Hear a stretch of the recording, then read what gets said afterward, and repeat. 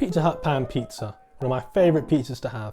And today we're going to make an even tastier version at home.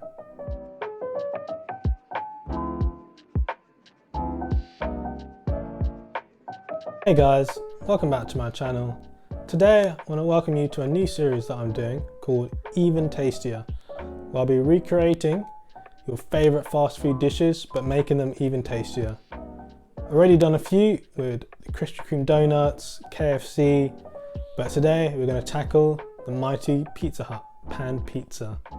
So to make the pizza dough, you're going to start up by adding 2 teaspoons of dried yeast into your stand mixer. You don't have to use a stand mixer, you can definitely do this by hand, I'm just being a little bit lazy. Then add 300 ml of warm water, 1.5 tablespoons of sugar, then give it a little mix and allow the yeast to bloom for about 5 minutes. Then add 500 grams of bread flour, 1 teaspoon of salt and 3 tablespoons of olive oil. Then attach your dough hook to your stand mixer and mix on medium speed until everything is combined, scraping down the sides to make sure everything gets mixed in. Then turn your mixture on high and knead for around 5 minutes until the dough is lovely and elastic. Then place the dough onto your work surface and divide them into 300 gram portions. Then pull away the skin of the dough and roll into a ball. Then get some containers and pour olive oil into it, rubbing it around. Then place the dough inside, rub it in the oil, place the lid on top. And these are all ready for the fridge, and you want to leave them in there for at least 24 hours to rise.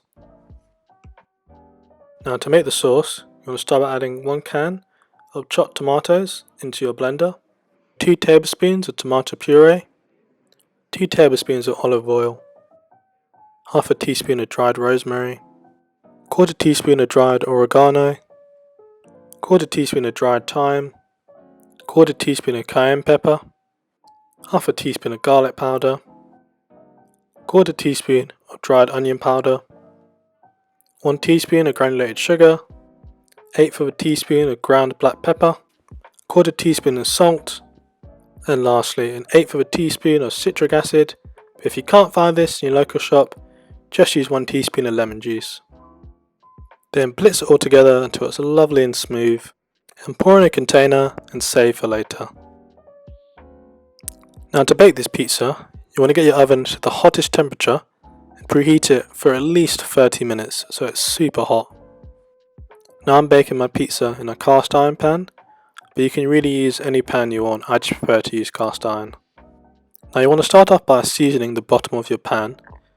Add some olive oil, a good teaspoon of cornmeal, 1/4 teaspoon of dried oregano, 1/4 teaspoon of dried thyme, salt and pepper to taste. Then rub the seasoning in with the oil, rubbing it all the way through the pan. Then bring out all of your portioned dough from the fridge, punch out all the air from it, and stretch out into the same size as your pizza pan. Then place your dough inside your pizza pan, making sure to push the dough all the way into the end of the pan. Then cover your pan in cling film and leave the dough to rise for 30 minutes. After 30 minutes and the dough has risen slightly, remove the cling film and place the cast iron pan onto the stove. If you're not using a cast iron pan, just don't put it on the stove, it wouldn't be best. Then brush the dough with some melted butter, brushing it all the way through. Then grate some Parmesan cheese on the bottom of the dough. Spread your pizza sauce on top, making sure not to spread it all the way to the end because you want to leave room for the crust to form. Then sprinkle over lots of grated mozzarella cheese. You can add any toppings you want to this. I'm choosing to add pepperoni because that's my favourite. Now if you're not using a cast iron pan, you can put your pizza straight in the oven now for around 8 to 10 minutes. If you are using cast iron, you want to switch on the heat on the stove and you want to cook the pizza just to get the bottom brown. You want to do this for around 2 to 3 minutes. Then you want to place your pizza into the oven for 5 to 6 minutes. And there you have it, a cheese is melted, the top is golden brown. It's really what you want.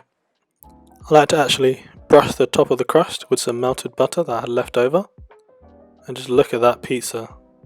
You wouldn't believe it was homemade. Then just place your pizza onto a chopping board. Now you can use a pizza cutter to cut this, but I like to use just a knife. It makes it so much easier. Then just cut your pizza into equal slices and enjoy.